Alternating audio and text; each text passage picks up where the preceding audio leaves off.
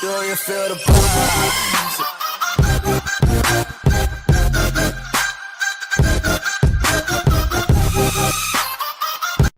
Alright, what is going on, everybody? It is me, Seismos9, back at it again with another video. I hope you all are having a fantastic day so far. As you can tell by the title, we got a best class setup for the PPSH, I think it's the PPSH-41, for World War II, of course.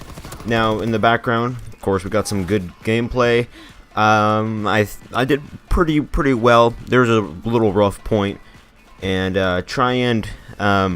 what's the right word? Just try and don't notice the lag. It sucks, but yeah. So let's just go ahead and get right into it. If you could leave a like on the video, don't forget to subscribe, and yeah. So here we go. The PPSH. It's an interesting gun. Okay, so it has a very fast fire rate and a very kind of low damage, so it's one of the weaker guns in the game. So let me just go through the stats real quick. It has a 6 out of 10 damage, a 5 out of 10 range, 6 out of 10 accuracy, and 8 out of 10 fire rate. So as you can see, it has really fast fire rate, and the damage doesn't seem so bad, but with a suppressor, it takes that down by 1. So it's 5 hits without a suppressor, but if you put the suppressor on, then it goes up to 6 hits. So that is unfortunate, but obviously you want to be using the airborne class with this, so you can get the suppressor. It just makes everything easier, but you can use it as a secondary if needed. So if you have like a sniper, so you can go long range and short range, or an assault rifle, so you can do that. But let's just go ahead and get into the class. So the class that I have on it is the perk. You want to go with primed, so you can get an extra attachment. If you don't want to use that extra attachment, just use another perk. Doesn't really matter, but that's one of the best perks in the game. So now for the attachments, you want to get a rapid fire, a grip, and extended mags. Okay. So the rapid fire obviously gives it a faster fire rate. So if you're in a close quarters situation, you'll be able to melt that person down really quickly. So it just more bullets get out, so you can do more damage. The only thing is the damage, of course, is a little low, which sucks, but that's all right. Next attachment is the grip, which gives you increased accuracy. So if you're going for a little bit of a longer ranged kill, then you can have that control, so there's not as much sway and recoil, and yeah, it just makes it a whole lot easier to control. But I'd never use this gun for long range because you're pretty much not going to get a kill.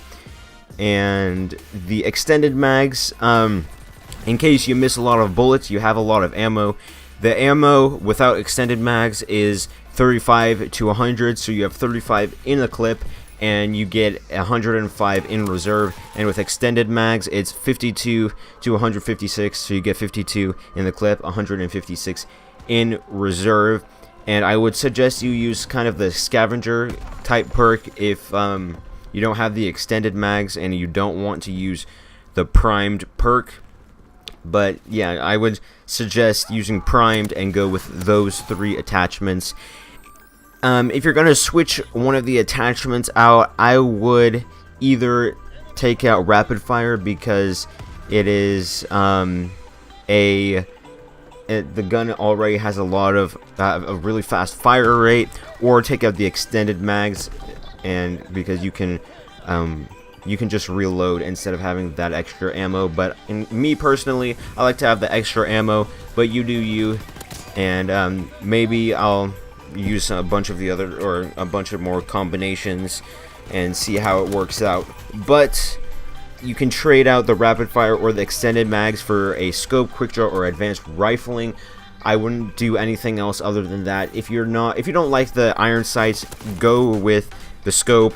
If you were very up close and personal with people, then go with the quick draw, so you can scope in faster, you can ADS faster, or go with the advanced rifling, which gives you a longer range if you kind of like to stay back a little bit.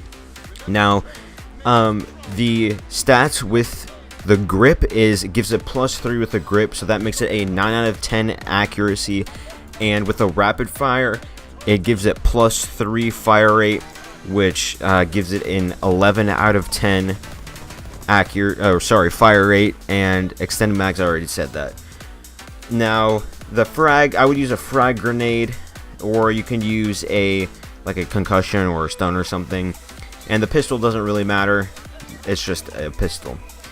Now to go into kind of the more of the combat side of it, you want to go on maps that are smaller. So I wouldn't use like large maps like Gustavo Cannon, I think it is. That honestly, I don't like that map anyways. But don't use this gun on that map because you will die like every time. It is a short-ranged weapon with a high fire rate, so the chances of you killing someone from long range is very slim. So just try and, you go on the short-range maps. Otherwise, I would use like the grease gun, and even a assault rifle or sniper rifle would be better in those long-range maps. So big maps won't work well with this gun. Now with the suppressor, you really only want to use the suppressor when you're trying to be sneaky, and if you're gonna rush the enemy's spawn, I would definitely use the suppressor. Or if you know where there's a lot of enemies in a specific area, go with the suppressor, because they won't notice you, because it quiets the sound of the gun, and it doesn't show on the minimap, so that is a big plus, so they're not going to know where you are. And don't use the suppressor when someone's a little bit further away, just so you can get that extra bullet in, or so it will kill them, because you don't want to have like 5 shots and it doesn't kill them, because they will like melt you down. Okay, now you're gonna want to be, if you get close to people, you're going to be wanting to drop shot them or jump shot. If you don't know what that is, it's in the name. When you're shooting someone, just jump, and if you're shooting someone, just prone. Okay, that typically catches people off guard, and they're going to have to adjust their aim. You're going to have to adjust your aim as well, but at least you know what's coming and they don't. As I said, you don't want to be using this gun long range. This is a very short ranged weapon. So you're going to want to go into close gunfights. As you can see right there, that was a close gunfight. You want to be up close and personal with this gun because it doesn't have a long range and it has a fast fire rate. So you'll be able to hit them off very quickly. Now the thing is, range doesn't affect this weapon. So the damage is always going to be the same no matter the distance. Whether you're far away or not, headshots are the exact same. The headshot damage does not change, so that is unfortunate, but you're going to want to stay short range, because you're going to be able to melt people quicker than other guns, because pretty much this is one of the fastest firing weapons in the game. So you have a high advantage of fire rate, but other people are going to have a high advantage of fire rate. But anyways, guys, I think that's got to be it for this video. This was a little bit of a longer video. I didn't expect it to be this long. But if you guys enjoyed, please leave a like and don't forget to subscribe. And if you want me to do more of these videos in the future, please let me know, because I would love to bring these videos, help out everybody. And yeah, I think that's got to be it. If you enjoyed, again, leave a like. Don't forget to subscribe. Please subscribe. Whether you're just stumbling on this video for the first time, this is the first video you've seen, or you've seen a bunch of my other videos, please subscribe. And if you're watching this video and you don't have a YouTube account, hey, subscribe. That it means a lot. Just make an account, subscribe. Anyways, if you made it all the way to this far in the video, I want you to comment the word forest, and I will hit you up with a shout out in the next video. Anyways, guys, that's been it, and I will see you in the next video. Peace.